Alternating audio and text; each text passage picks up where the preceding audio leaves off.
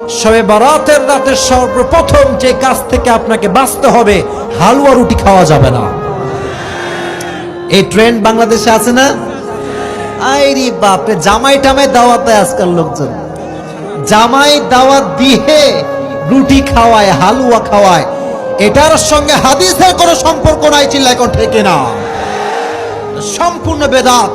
এটা আপনারা করবেন না, নাম্বার 1।